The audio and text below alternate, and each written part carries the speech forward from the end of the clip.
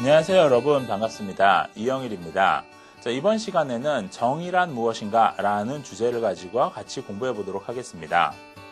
자, 이 정의라는 문제는 우리 사회에서 굉장히 주목받고 있는 주제 중에 하나입니다. 얼마 전에 하버드대 교수인 마이클 샌델 교수의 정의란 무엇인가 라는 책이 굉장히 인기를 끈 적이 있었죠. 자, 이런 책이 인기를 끄는 이유가 바로 우리 사회가 정의롭기를 바라는 그런 사람들의 열망 때문일 겁니다.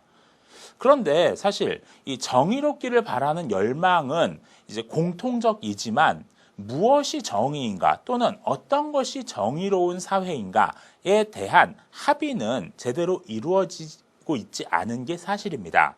자, 그런 차원에서 우리가 오늘 공부할 내용은 정의란 무엇인가에 대한 여러 시각들을 한번 살펴보는 겁니다. 왜냐하면 이게 어떤 시각에서 바라보는가에 따라서 정의에 대해서는 서로 다른 이야기들이 이루어질 수 있거든요. 자, 지난 시간에 제가 그런 얘기 한 적이 있습니다. 이 분배 문제에 대해서 경제학적으로 접근하는 게 지난 시간 성장과 분배의 문제라면은 철학적으로 접근하는 게 요 정의란 무엇인가라는 문제라고. 결국 이것은 분배 또는 이 평등의 문제를 다루고 있다고 볼 수도 있습니다. 자, 그럴 때 일단 정의에 대해서 우리가 이야기하기 위해서는 요 정의의 여신상에서부터 시작을 해야겠네요. 자, 이게 정의의 여신 유스티치아 라는 분입니다. 요 유스티치아라는 것에서 저스티스라는 정의라는 말이 나온 건데, 자, 보세요. 지금 여기 나오는 정의의 여신상은 저울을 들고 있고 눈을 가리고 있고 그리고 칼을 들고 있습니다. 자, 여기에 일단 정의의 성격이 다 들어있다고 볼 수 있습니다. 저울을 들고 있다는 게 가장 중요하거든요. 저울을 들고 있다는 것은 그 저울에 재서 잘한 사람한테는 그만큼의 상을, 못한 사람한테는 그만큼의 벌을 주겠다는 겁니다. 정의의 가장 중요한 개념 중에 하나가 각자에게 정당한 그의 몫을 주는 것이라는 부분이 있거든요. 그 부분에서 각자에게 정당한 그의 몫을 주기 위해서 저울로 잰다는 거죠. 또한 칼을 들고 있다는 것은 그만큼 엄격하게 그 정의를 실현하는 것을 얘기하고 있는 거고요. 자, 눈을 가리고 있다는 것은 이 친소관계나 어떤 사정에 좌우되지 않고 객관적으로 그 정의를 실현하겠다라는 것을 의미합니다. 결국 어떤 정의의 공정성, 엄격성, 그리고 객관성 같은 것들을 이 정의의 여신상은 보여주고 있습니다. 자, 일단 정의란 이런 거예요. 각자에게 정당한 그의 몫을 주는 것.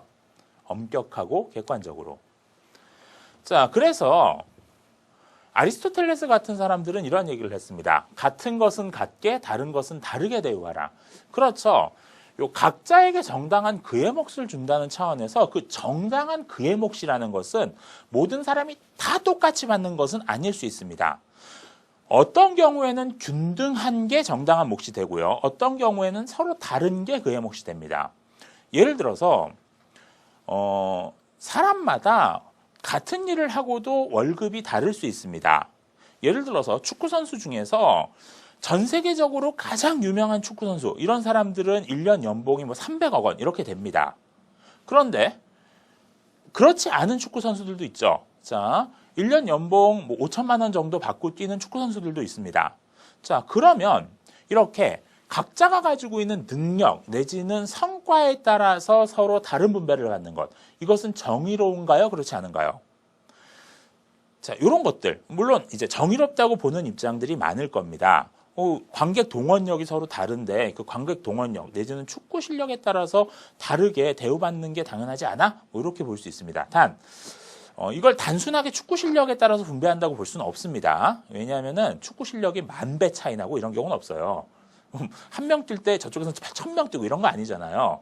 보통 아무리 뛰어난 축구 선수도 다른 축구 선수에 비해서 2배, 3배 이 정도까지도 실력 차이가 안 납니다. 그런데 희소성의 차이 내지는 관객 동원력의 차이 이런 것 때문에 이 차이가 나는 거죠. 우리는 많은 경우에 이런 부분에 대해서는 이 타등적으로 분배하는 것이 정의롭다고 생각합니다.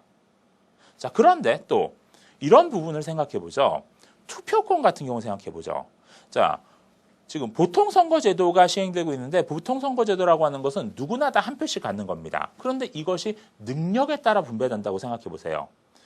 정치에 대한 지식이 많고 이 판단력이 뛰어난 사람한테는 투표권을 50표, 그렇지 못한 사람한테는 1표. 이렇게 주는 것에 대해서 여러분 동의할 수 있습니까? 동의 못하죠. 이것은 정의롭지 못하다고 생각할 겁니다. 즉, 이 같은 것은 같게 다른 것은 다르게 대우하라라고 했을 때 요 같고 다른 것은 진짜 상황에 따라 다 달라요. 경제적 분배 문제에 대해서는 능력에 따라 분배하는 것을 정의롭다고 하지만은 이 정치적 권리의 분배에 있어서는 우리는 균등 분배가 정의롭다고 생각합니다. 또 어떤 경우에는 예를 들어서 약자에 대한 차등 분배가 더 정의롭다고 생각하는 경우도 있습니다.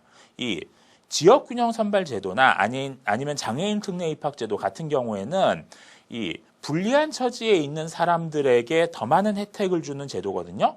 이것에 대해서 많은 사람들은 정의롭다고 생각을 합니다. 자, 이건 또 좀 다른 문제죠. 그러니까 정의가 이런 게 어렵습니다. 뭐냐 하면은 일관된 기준이라는 게 존재하지 않아요. 일관된 기준이라는 게 존재하지 않아서 사람들이 다 공통적으로 합의하지 못합니다. 일단 분야에 따라 서로 달라요. 분야에 따라 서로 다르고 적용하는 것들이. 그리고 어느 시각이냐에 따라서도 사실은 정의의 기준들이 다르게 적용됩니다. 이제 그런 것들이 이제 첨예하게 맞서는 분야가 이제 교육 분야 같은 겁니다. 교육 분야에서는 여러 가지 이제 쟁점들이 존재합니다. 예를 들어서 이 본고사를 시행할 것인가 말 것인가, 고교 평준화를 할 것인가 말 것인가, 기여 입학제를 실시할 것인가 말 것인가, 굉장히 다양한 문제들이 존재하고 이 다양한 사안들에 대해서 무엇이 정의인가에 대한 생각들이 서로 다른 겁니다. 자, 그래서 결국 우리가 정의의 문제를 고민해야 하는 이유는 이런 여러 가지 사회적 자원의 분배 문제, 뭐 교육 기회도 사회적 자원일 수 있고요. 뭐 연봉 같은 것도 사회적 자원일 수 있습니다. 이러한 사회적 자원의 분배 문제에 있어서 어떤 것이 정의로운가에 대한 일관된 기준과 합의 지점을 마련하기 위해서입니다. 그냥 무조건 기여 입학제는 잘못됐어요. 고교 평준화는 잘못됐어요. 이런 식으로 얘기하는 것이 아니라 이런 기준에서, 이런 근거에서 그것은 잘 정의로워요, 정의롭지 않아요를 이야기하는 것. 자, 오늘 이 수업 시간에서 여러분들이 해내야 되는 것은 이러한 각자 이제 옳다고 생각하는 정의의 기준을 만드는 겁니다. 실제 마이클 샌델 교수의 책에서도 굉장히 다양한 사례들이 나오고 다양한 시각들이 나오거든요. 그런 것들이 나오는 이유가 이 정의로움에 대해서 이제 모든 사람이 합의할 수 있는 그런 기준들이 없기 때문입니다. 자, 그럼 그럴 때 이제 정의에 대한 어떤 기준들이 존재하는가? 자, 일단 우리가 같이 살펴볼 것은 이런 정의의 기준 중에서 이제 주요하게 다루어지는 세 가지입니다. 그 세 가지 중에 첫 번째, 이 공리주의의